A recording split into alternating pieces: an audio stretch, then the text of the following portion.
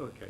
The other couple of questions I want to ask you is that I noticed in your work, I know you can't promote and do everything, although people think you can. There is little evidence of promotion of our wilderness beaches of Hawke's Bay, particularly the ones down the east coast, and you think of Karaka and Prairie and onto Herbertville and that particular area, beautiful sandy beaches, wild wilderness beaches, which I feel would have a huge attraction to overseas visitors. And the other area of work which seems to be perhaps lacking in the tourism, and I am fortunate that I have a lot of overseas people come to see me in the course of a year, and I always take them, if it's the appropriate time of the year, to a working orchard and an apple packing facility. And they're absolutely, they're just astounded by it. It's an experience that they simply didn't expect or don't understand, and it's always a huge hit. So the agri-tourism field, I think, and again, you go to sheep shearing and all these things, is a field that perhaps we don't seem to promote for being a rural or primary industry economy, which we are in Hawke's Bay. If you'd like to give some quick comments on that. No, I guess for some of our international visitors, and it's the competitive set where they go in New Zealand, and some of those experiences are well organised and maintained as visitor attractions in their own right. But I would say that with the work we're going to be doing in the Asia markets and China, that those sorts of experiences are going to be key and will be very appealing for our Asia visitors. With great respect, I don't think everybody who comes here wants to sit at a fluty restaurant and drink, $50 bottles of wine. I think, we've got to need a broader base market than that. Councillor Gilbertson. What an interesting point about people that do the cycleways. They don't want to have to travel. Eventually, one day, Central Hawke's Bay might have a cycleway. So it sounds like it's quite important to get the out-of-towners to have a circle, because they don't want to go there and back. So how important is that in terms of... it would be great to have Central Hawke's Bay linked to the cycle trails. I'm thinking more of they, instead of having to park the car and wipe around and cycle out and back, you want a circle so they go around. Yeah, it depends. Everyone, the trails here, because of the access to, civilization, they're very easy to jump on and jump off depending on where you are, and so I think as it evolves a bit, some of the 3-day cycle touring very much, has people in, one night in Napier, one night in Havelock, or whatever it might be. So there's all sorts of ways of doing it. Yeah. So the loops, what we're seeing is that the loops are quite a popular way. So we're trying to put up more suggested loops for people to do, whether they're interested in a more coastal experience, or whether they just want to do wineries, or whether they want something a little more taxing. And then obviously there's the estuary, that piece beyond the airport is actually a fantastic piece. Okay. So yeah. Okay, thanks. The second question was, Mr. Moore, gets married quite frequently and he's ready for another one. Would we be able to keep that magazine for Mike? Could he borrow that magazine? I've got several copies. I'll leave them behind. Oh, no, the boomers. Everything's about the boomers now. You've got another question? Serious one? Oh, you want to move? I just wanted to ask one question, and that is the one I always tend to ask you, and that's about our 3 sister cities.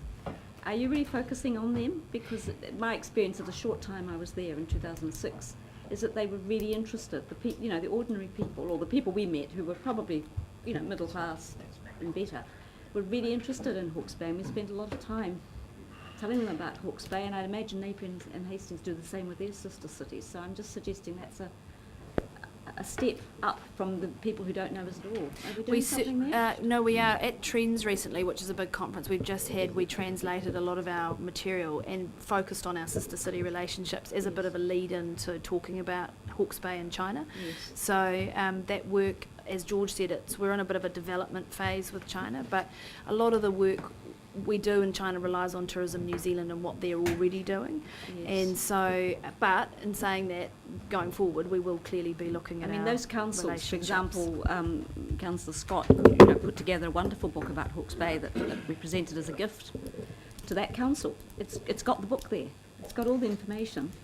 And it must be the same with the 2 others. So I'm just suggesting... No, it's definitely on the radar, and we have started. But Thank you. Right, so who's going to move? Councillor Gilbertson and Councillor... questions. Oh, questions still. Sorry, I thought you'd finished. Councillor McGregor, Councillor Dick. What's a Chinese tourist going to look for in Hawke's Bay as opposed to an Australian one?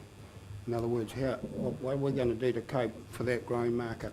And there's a lot of work we need to do to work out exactly what that looks like. In talking to Tourism New Zealand, and interestingly, some of the feedback we're getting from Chinese visitors into Rotorua, for example, we just heard this yesterday, is that the more westernised of those Chinese visitors are wanting to receive information in English because they don't want to look like they don't understand.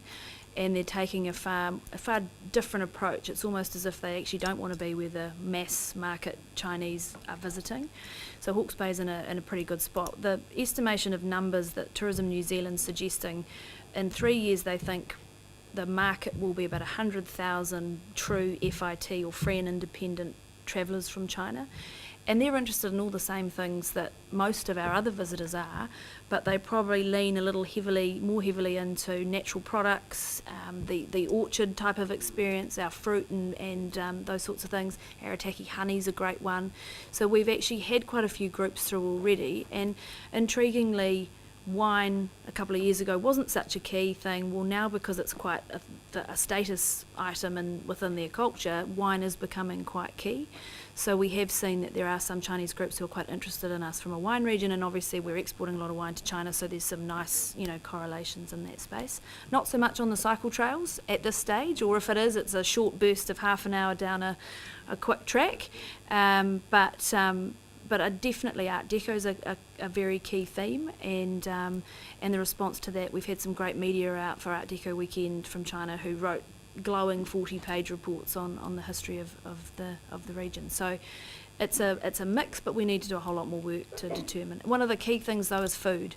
And so one of our big things in Hawke's Bay is, the level of food we provide for Chinese visitors. They don't want to have Western food every day. They want Chinese food. And, have we got enough in our hotels? Are they serving Chinese food for breakfast and those sorts of things? So there's quite a lot of capability that needs to happen in that space. Could I just add on that the reason we've raised that is we want to answer that very question you've raised, because it's very easy to assume that they want what the natural talents that the region has, but they might want it in a particular way, and that's what the better we can understand that, the more effective we'll be, because we don't want to head down a dead end path with it. So what we're signalling there is that there needs to be careful thought given to the way in which this region will highlight its attractions to this particular class of visitor for the future. Well, naturally those sorts of things spring to mind as the sorts of things they want to do, but it's very easy to assume that they'll do it the way historically people have done it, and they probably won't. They'll probably want a different sort of experience, because generally they want it more packaged, they want it shorter, those sorts of things. But all we're saying is now's the time to start doing the planning there. Councillor Dick. So, Madam Chair, just a couple of questions. Just technical one, in your Appendix 1, commercial accommodation, how do you define a hotel? So I see that there's actually more hotels in Central Hawke's Bay and Wairoa than there are in Hastings. Oh, I'm not sure that's just on our website. That's what's listed on our website. Okay, how do you define a hotel? It's run by the Commercial Accommodation Monitor in the Department of Statistics in terms of how they classify hotels. So we don't have anything to do with how we classify. So it could be like the Clyde Hotel in Wairoa is a hotel? Yes. Yeah. Yeah. So quite a range of quality across that level. Okay, and secondly, just a reminder, talking about cycling before, there's a management marketing plan for the naked Hastings-based trails that's supposed to be going in the first instance to our Transport Committee the week after next. Have you been consulted on that? Yes, that's the plan we're working on at the moment. Oh, that's good. Yep. Okay. Madam Chair. Oh, sorry. Madam Chair, something you haven't referred to in your report, I got an email recently from somebody who was promoting a website which describes itself as the official tourism portal for Napier, Hastings, Wairoa and Waipokoro. Do you have any relationship? What's the web address? I can't remember, but they call themselves All About Hawke's Bay. Oh yes, I know the one. It's a news site, mainly a news. They take feeds from all But the... when you describe yourself as the official portal, He can't really know. so what's the relationship and what do you do?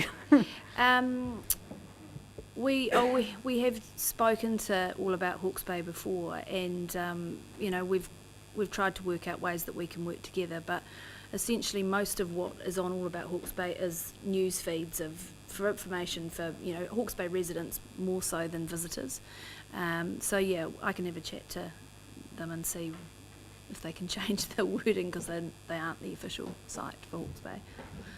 Councillor Rennersvale, your question? Very quickly, do you have Waikaremoana, is that under your area as well? Yes. So as one of the great walks, is that something that you're promoting, or do you see a lot more potential in that? Absolutely. I'm off to Wairoa next week to we've got a tourism workshop as part of their business week, and we were in Wairoa and Waikaremoana in November for a board meeting to look at, what are the opportunities and how can the lake and the walk, the track, be used. DOC is very keen to promote the walk, but we're just lacking commercial operators who can really service it.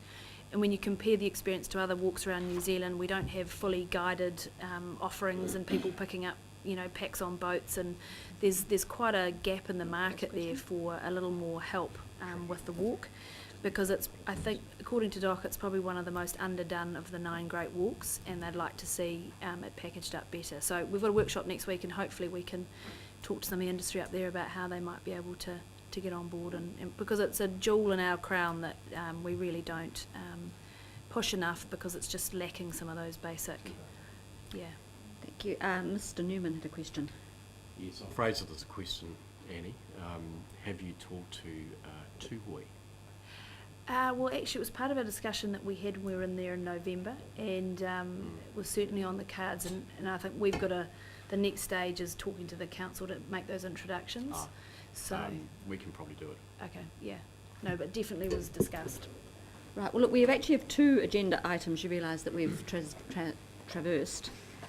So I'll take 2 separate motions just so that the record is straight. So item 10, who's going to move and second that? Councillor Gilbertson, Councillor Scott. Thank you. Do you wish to speak, Councillor Gilbertson?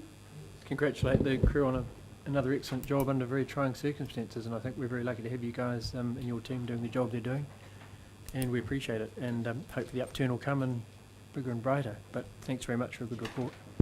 Thank you. Councillor Scott, do you wish to speak? Thank you very much for the report and for the presentations that have accompanied it. The outstanding result to me is where we stand with visitor spend, and I think that's a very, very encouraging, and it's if there's a message for all of us in it, is that tourism is an ever-changing face of who's there, what they want, what they're looking for, and it's how do we continually adapt to attract them and get them here and provide the service that they want. So whatever you have, it's got to be pretty fleet. And I think you summed it up when you said keep your website, spend half an hour on that every day. If you want to be getting results, that tells you how instant you have to be in your response to the needs. So thank you very much for that. You've given us. Else wish to speak to the motion? If not, I'll put the motion. All those in favour, please say aye. Aye. To the contrary, no. Carried. Thank you. And then item 11, which is on page 61. Would someone like to move that? Councillor Scott, seconder. Councillor Wilson. Do you wish to speak, Councillor Scott? Do you wish to speak? No? Councillor Wilson, do you wish to speak? Thank you, Madam Chair. Just very briefly, appreciated the way that this was put together. It's interesting how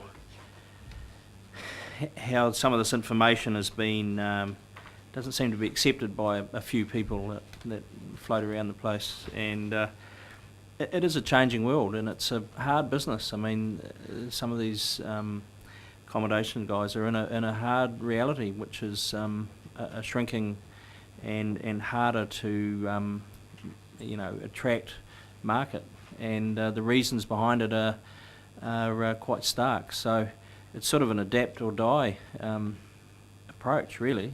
And I think the sooner that we can have a more level playing field, if you like, conversation with some of the folk that are trying to generate an anti-feeling, the better.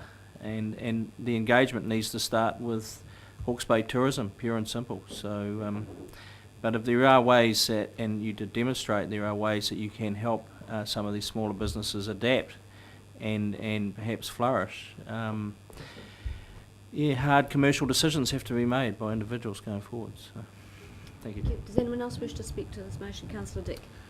Well, look, thanks for this report, and it's helpful. And I just hope that eventually you and the maybe Tourism Association, if that's what their name is, can sort of reach some common ground and make peace with one another. But I mean, the reality of life, and you know this, I don't have to tell you, that there always are critics. You can't absolutely ignore them because sometimes they've got a point. We face that all the time. But anyway, thanks very much for the report. Does anyone else wish to speak? Councillor Scott, did you wish to speak in the final? No? I'll put the motion. All those in favour, please say aye. To the contrary, no. Carried. Thank you. Thank you.